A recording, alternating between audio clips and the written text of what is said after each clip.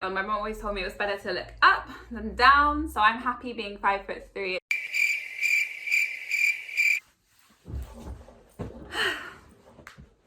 Hey guys, welcome back to YouTube.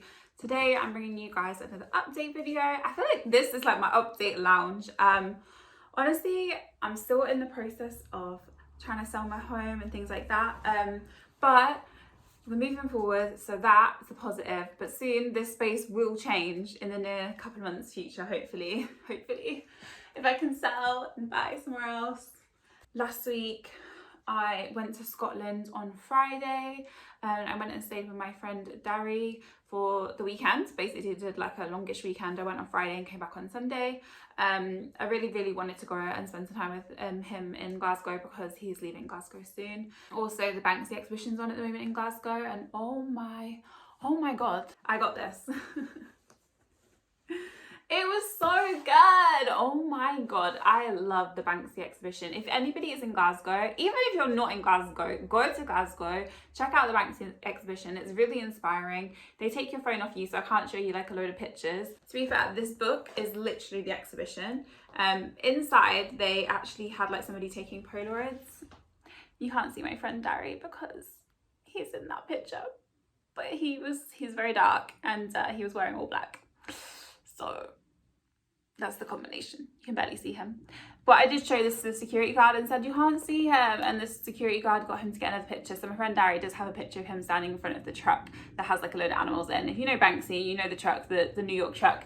That was It was quite cool. See, like, I walked by buying anything on the way out, and then I was like, no, I'm only here once. Like, buy it. And like, the only thing with going into an exhibition without your phone is I normally take pictures of like quotes and things, and I couldn't do that. So this actually has like all his annotations and quotes in it, so it's really cool. One of my favorite things about the exhibition, which I didn't even know about Banksy, was that he designed like a bulletproof or knife-proof vest for Stormzy, and I thought that was really cool. And like there was a behind-the-scenes video of like a fit-in, I guess, with Stormzy, and he was just like, yeah, getting like so hyped up about it and so gassed up. I loved it. I thought it was really cool. He's always wanted to like get his work out there and like make sure it's seen, but also does talk about like serious topics. So I've really respected that about his work for a very long time, and the way he refers to other artists and things like that too, who I admire. I just know that like I'm on that kind of a very similar wavelength to him, because if he looks at these people for inspiration or can relate to them in any way, like that's the same as me. So yeah, really enjoyed the exhibition. By the way, I'm reading this book at the moment. Low-key, this book is really good. I'm on chapter 9. It's very sad. Like, I was reading this on the train and I was like crying. Like, it's very emotional. It's about somebody whose partner killed themselves at the moment. But I feel like there's going to be a twist and that he's not going to have killed himself, but I don't know yet. So the writing is good and it's easy to read, so I'd recommend this book. It's by a Nigerian author. Anyway, other than that, at the weekend, it was brought to my attention a situation that happened in Croydon, London. One of my friends sent me this video, like a whole 3-minute length video. And honestly, I was really disturbed by it. It was captured on Friday when I was heading to Glasgow, and I got sent it on Saturday by my friend, who's like a mutual. I think that this video went around like Black leaders and community members. And I think I was sent it purely because of the work I do with BLM Peterborough, Black Lives Movement Peterborough. Obviously, I always use my voice to advocate and talk about social injustices, and, you know, really try and support people who have like a harder time getting their voice out there, I guess. So honestly, the tweet that I made, so I made a tweet. I didn't expect it to get the traction it did, and I feel like I understand algorithm-wise why it did. With Twitter, because of how much abuse and hate I get for like talking about like diversity, inclusivity within gaming and like other issues as well, I find that it's really hard to digest and like really tolls my mental health. So I just turn comments all the time on what is automatically set as like only for followers to reply, which meant that people that saw the video and wanted to have a conversation about the video had to tweet share it, like quote tweet share it, so they could put their input in, which actually really did help my mental health, because there was a lot of negative tweets as well as positive tweets, but obviously it meant that I didn't see it directly straight away, and that I could like look for it if I wished to. It was just like a way of unattaching myself from like so much negativity. And honestly, because of how much it blew up, I think that might be why, because if somebody is like having to share it and comment, it like helps with like impressions and engagements, which then push something to do better. So I think that's kind of why the tweet blew up. Also, the content of the tweet really like horrific. I don't own the rights to the video or anything like that, but I think it's like a people's issue anyway. I did actually record a podcast last night with my friend Paige, who I actually met during 2020. She is a mom and a black mom, and she shared with me a story a very long time ago, which I asked her to kind of reshare again during the podcast. But she was in town walking her child in a pram and was stopped and searched in the broad daylight of Peterborough City. I think if you guys are interested to see and hear about somebody else's experiences as well, and understand that this isn't a one-time issue and there's a reason why the black community is really angry, if there's no accountability and no repercussions, it starts to like weigh on your mind as being like, okay, well, why am I trusting any of this? Do you know what I mean? So yeah, if you guys are interested in listening to kind of those experiences and things like that, then please check out Black Snowflake on Apple Podcast.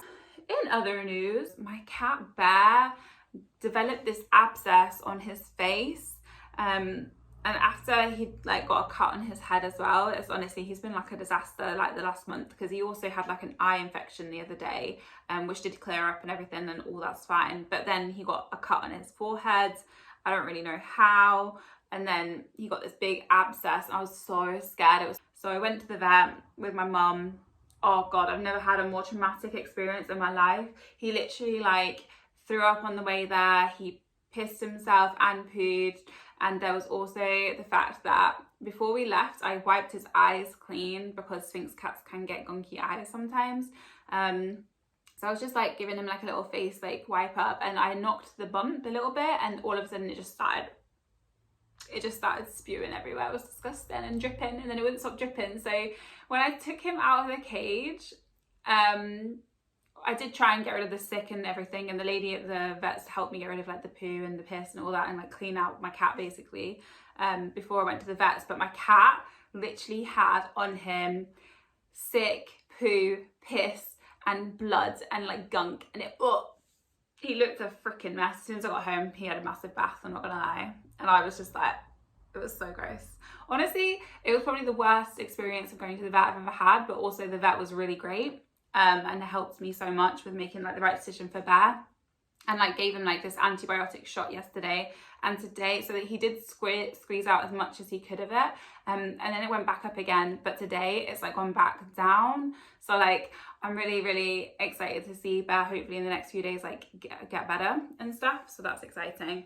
But yeah, that happened, and it's been like pretty horrible, and that's why I didn't stream yesterday either. So yeah. In other news, we hit 2K on YouTube, so thank you guys so much for that. I really appreciate that. Honestly, I have been trying to work on my YouTube content and be a bit more consistent. Sometimes it is hard, especially with where I'm at the moment with life, but I am trying really hard to be like more focused and more consistent across all areas of my life. So hopefully you guys will see that I continue with that movement, and we are going to see consistent videos coming out. Anyway, I'm going to keep this video really short and sweet, so that's kind of my update. I do have like a few questions that some people have asked me, and my last video that I recorded of my questions and answers kind of got like corrupt, so I don't have it. So I thought I would still go through some of the questions with you guys today, because you guys did ask me a bunch of questions and I never answered them, so I'm kind of low-key a little bit rude. Okay, question number 1, what got me into streaming? Okay, I got into streaming purely in Black Ops 3 days. I would go into work and I would literally complain that I never had anyone to play with, and that I really wanted like teammates, and like, yeah, basically my work colleagues like told me about Twitch, and I'd never heard of it before. I went home that day, checked it out, made a Twitch, and boom, I started hobbyist streaming. And by that I just mean I played whatever I wanted whenever I felt like it. I had no schedule and I had no commitment to doing anything. But yeah, that's what got me into streaming, and honestly, I've never looked back. It's been like the best thing that I've done for myself and for my like mental health. Like having like a community of support has been like really beautiful. So thank you guys for making streaming like a really pleasurable thing for me. I appreciate it. Best co-op game has to be like Desert Storm, Advanced Desert, is it Advanced Desert Storm? PlayStation 2 game, split screen, co-op. Me and my dad used to blast out those things, absolutely freaking love them. So that is probably one of my favourite co-op games. I really liked Resistance Fall of Man, but I wouldn't say it's like my favourite multiplayer co-op campaign game. I'd say my favourite co-op campaign game has to be like Desert Eagle. It's just because of the memories, and it was with my dad, and yeah, it was good.